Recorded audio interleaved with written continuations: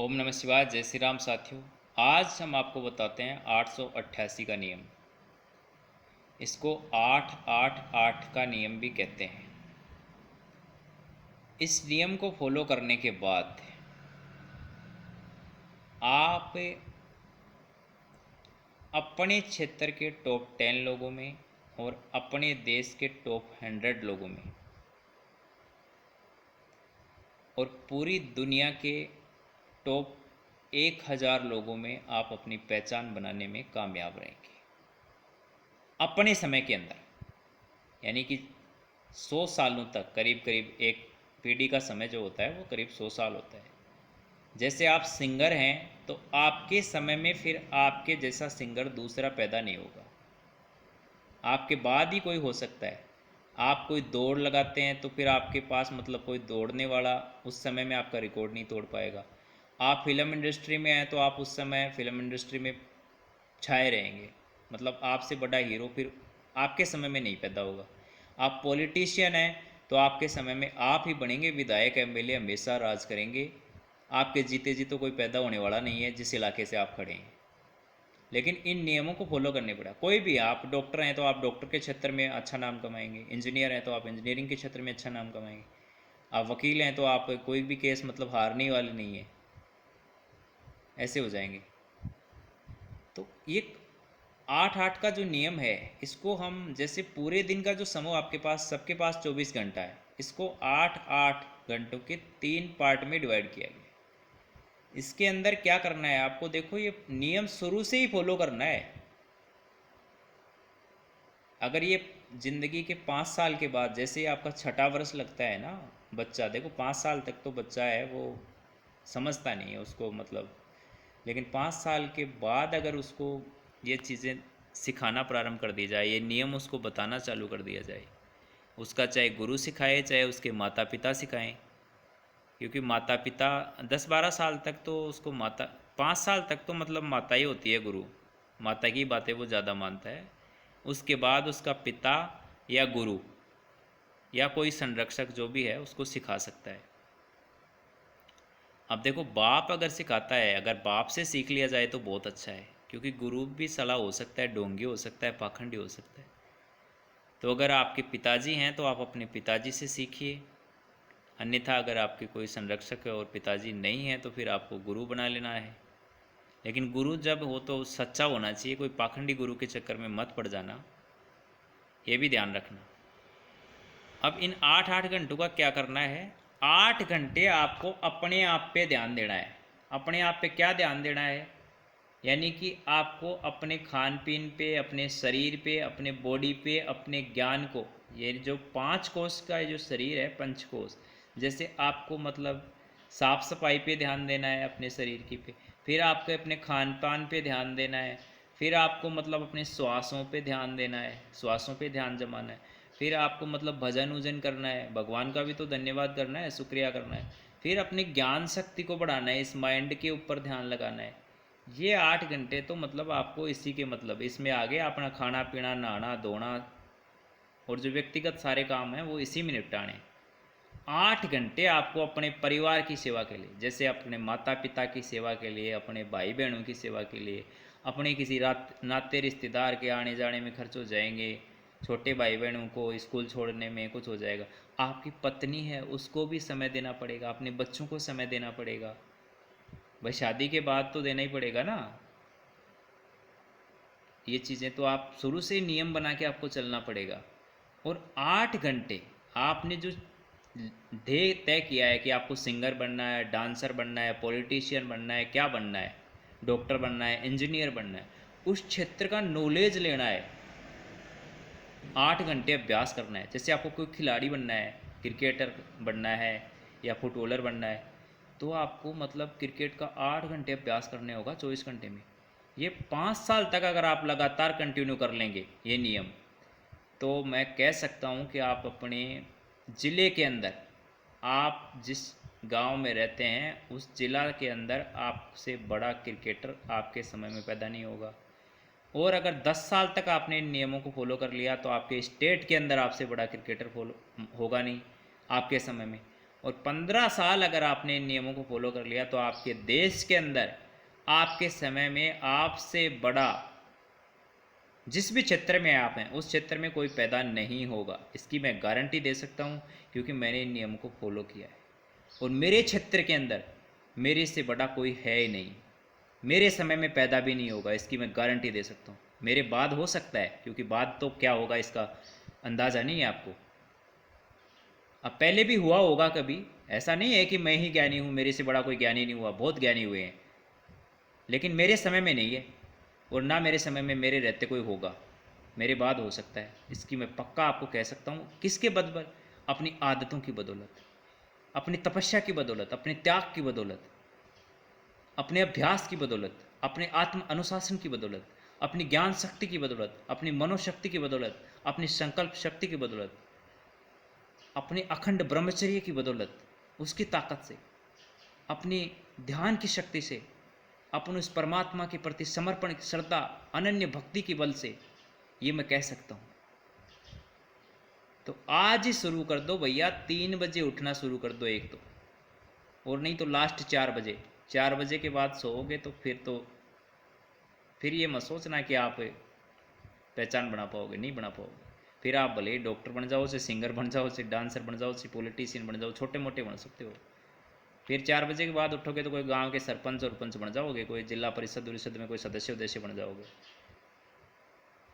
अगर बनना है, सीएम बनना है, पीएम बनना है, कोई मंत्री संतरी बनना है ना बड़ा भाई बड्डा, तो नियम तो आपको फॉलो करना ही पड़ेगा, आदतें तो अच्छी रखनी ही पड़ेंगी।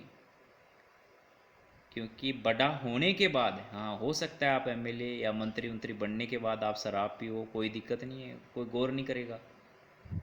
लेकिन शुरू से छोड़ दो यार ये चीज़ें, शुरू से कोई नशा पता मत करो। क्योंकि उसके बाद अगर आप पियो भी गो, 70 साल का आदमी कोई नशा करता भी है तो क्या होगा, उसका शरीर डैमेज भी हो गया तो उसको तो जाना ही है। लेकिन इस जवानी में अगर आप इस नशे की लत में पड़ गए तो आपका शरीर तो जवानी में ही खराब हो जाएगा, आगे कैसे चल पाओगे आप? इसलिए शुरू से आपको नियमों और संयमों के साथ जीवन जीना होगा। कम से कम जवानी तो है, उसमें बहुत आपको संभाल के रखना होगा। 10-12 साल तक तो आपको अपने माता पिता संभाल के ही रख लेंगे, आप उनके डर से कोई गलती नहीं करोगे, ये तो पक्का है, अगर आपके माता पिता हैं तो।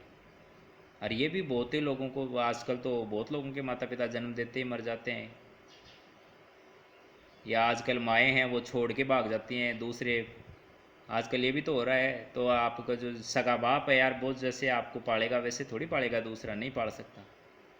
या जैसे माता पिता ख़त्म हो गए या एक दूसरे को मतलब तलाक हो गया तो आपकी ज़िंदगी ख़राब होगी। खुद को ही समझना होगा, आप जब समझने होगे वाले तो समझो।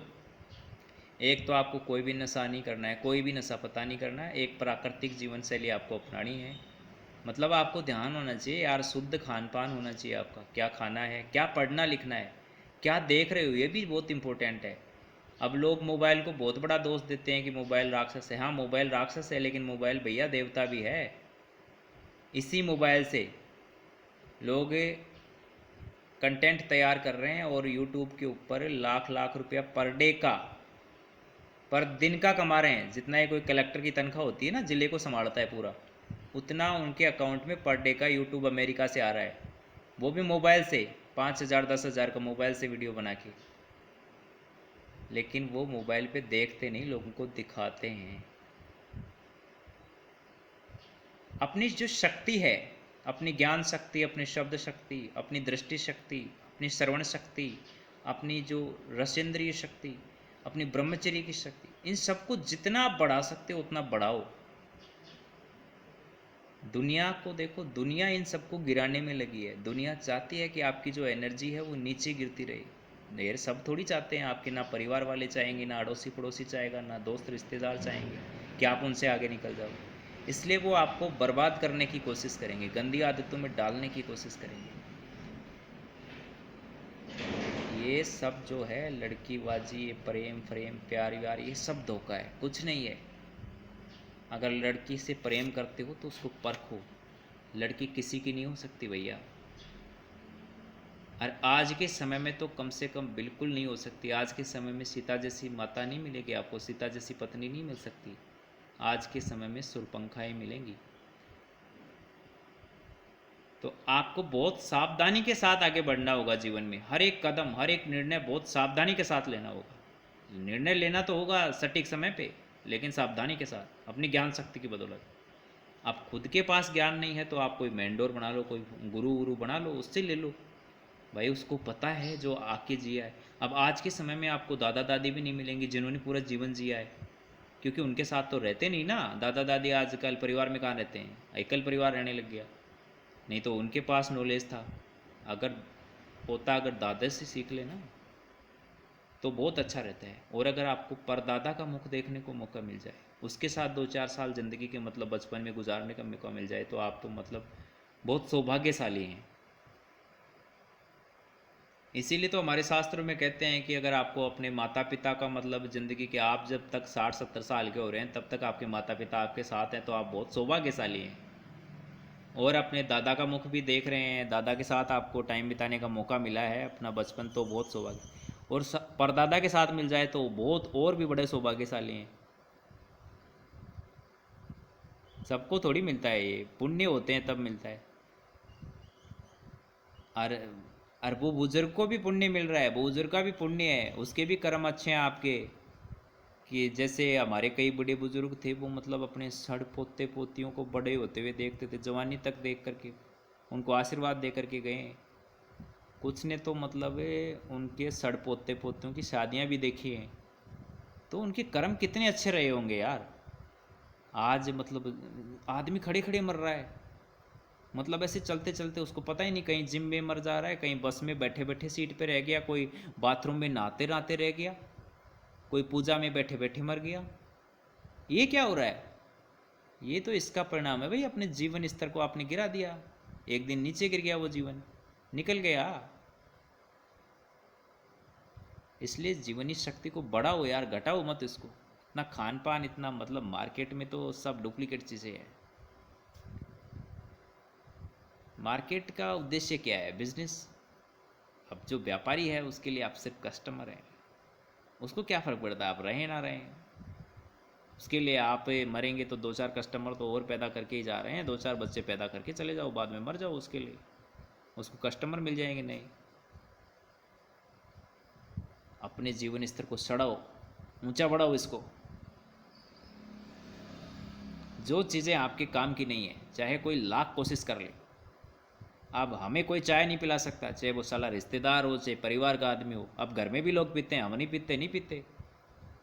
कोई 1 करोड़ रुपया देना तो भी हम चाय नहीं पीते, क्योंकि मुझे पता है ना मेरे शरीर को सूट नहीं करती, मैं क्यों पीऊँगा भाई। अब कोई विज्ञापन चाहे वो कितना ही बड़ा स्टार प्रचारक होगा होगा, हमें क्या फ़र्क पड़ता है। वो आके कहेगा कि आप ये चाय पी लो, इस साबुन से आप नहा लो, तो हम नहाएंगे क्या? नहीं ना ना, उसके कहने से हम आजमाएंगे?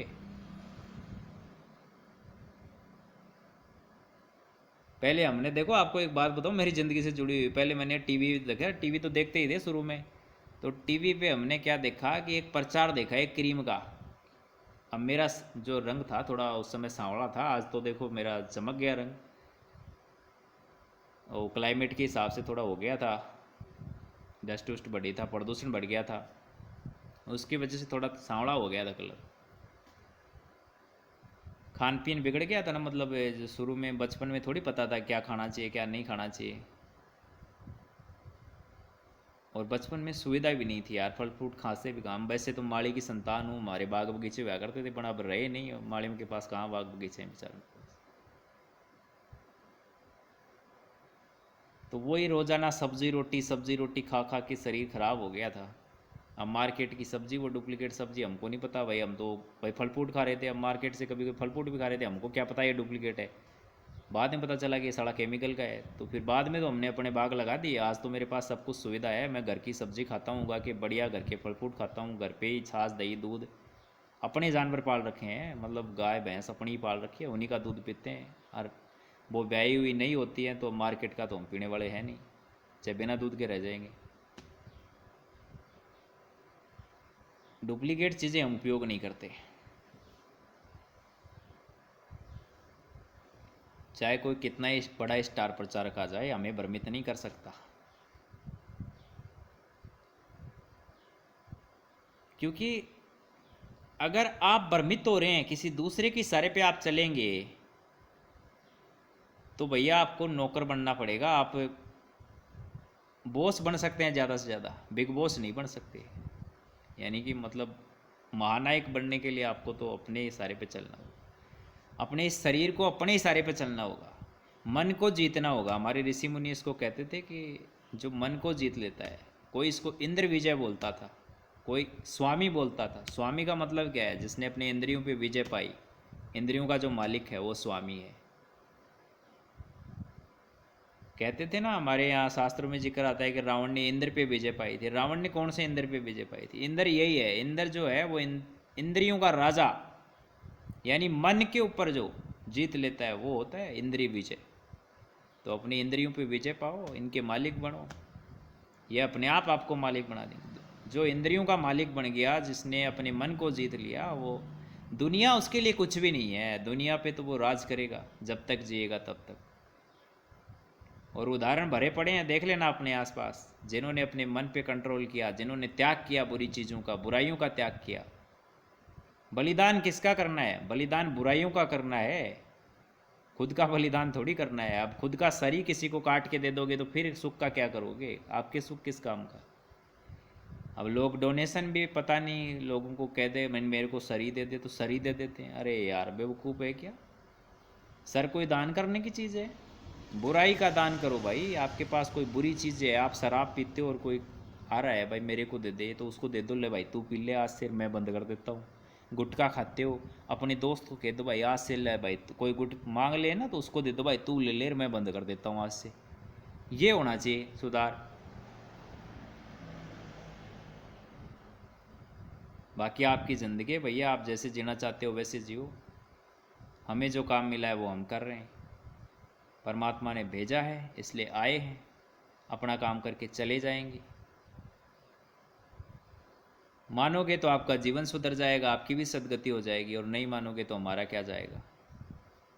परिवार आपका खराब होगा, शरीर आपका खराब होगा, दुर्गति आपकी होगी, नरक में आप जाओगे। धन्यवाद। जय हिंद, जय भारत।